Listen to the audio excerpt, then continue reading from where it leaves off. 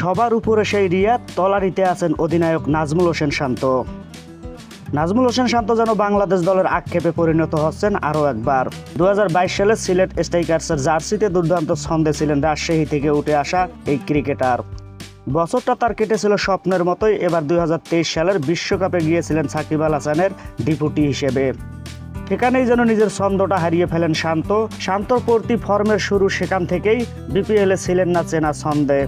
বিশ্বকাপে বাংলাদেশের পর বিপিএলে সিলেট স্ট্রাইকার্সে ভুগেছেন তার অফ ফর্মের কারণেই।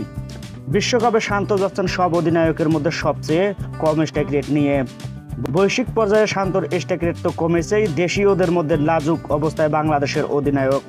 বিশ্বকাপের 15 সদস্যের দলে যারা এই ব্যাটারের ভূমিকায় যাচ্ছেন তাদের মধ্যে শান্তর স্ট্রাইক রেট সবচেয়ে কম।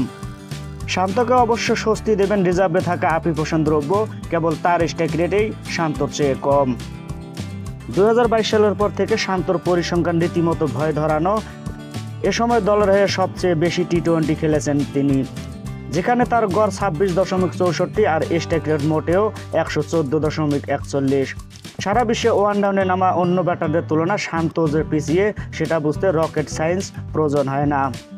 বাংলাদেশ দলের সবচেয়ে বড় দুশ্চিন্তার নাম টপ অর্ডার। ওপেনিং পজিশনে খেলার মতো 3 ক্রিকেটার কারোই অবস্থায় সুখকর নয়। অফ ফর্মে থাকা লিটনের স্ট্রাইক রেট 127.21। 2 বছরের মধ্যে তার রানই সবচেয়ে বেশি। তবে বর্তমান অবস্থা বিবেচনায় তিনি ঠিক কতখানি কার্যকর, সেটাও এরকম ভাবার বিষয়। তানজিদ হাসান তামিম আরও একবার বিশ্বকাপে যাচ্ছেন অভিজ্ঞতার অভাবকে পুঁজি করে। জিম্বাবুয়ের সিরিজের 5 ম্যাচই তার ভরসা। সিরিজে বাংলাদেশের সর্বোচ্চ স্কোর এই ব্যাটারের, কিন্তু তার ওপেনিং ধারাবাহিকতার অভাব দলকে দুশ্চিন্তায় ফেলতে পারে। 40 গড় আর 123 স্ট্রাইক রেট নিয়ে বিশ্বকাপে যাচ্ছেন তিনি।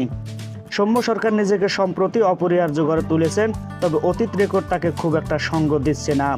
মাত্র 17.57 গড় আর 119 স্ট্রাইক রেটে তার সম্বল। তবে বাংলাদেশের ভরসা হতে পারে মিডল অর্ডার। মাহমুদুল্লাহ রিয়াদ, তৌহিদ হৃদয় আর সাকিব আল হাসানকে নিয়ে গড়া এই মিডল অর্ডার বাংলাদেশের সবচেয়ে বড় আশ্রয়। স্ট্রাইক রেট বা গড় দুদিকেই সবার চেয়ে এগিয়ে রিয়াদ। নিজের 8ম বিশ্বকাপ খেলতে যাওয়া রিয়াদের গড় 47.66 আর স্ট্রাইক রেটও 148.95। যার অর্থ বাংলাদেশ দলের কারোরই টি-20 স্ট্রাইক রেট 150-এর বেশি নেই। রিয়াদের পর আছেন হৃদয়, তার স্ট্রাইক রেট 134 ছুঁই। 32-এর বেশি গড় নিয়ে সাকিবের স্ট্রাইক রেট 129.83। ফিনিশার হিসেবে বাংলাদেশের ভরসা 2 জন, রিশাদ হোসেন এবং জাকির আলী অনিক। দুজনেই যাচ্ছেন নিজেদের প্রথম বিশ্বকাপে। তরুণ দুজনের উপর প্রত্যাশা বেশি, তাদের মধ্যে এগিয়ে রিশাদ। লেগ স্পিনার এই অলরাউন্ডারের স্ট্রাইক রেট 131.66 আর জাকিরের স্ট্রাইক রেট 128-এরও কিছুটা কম।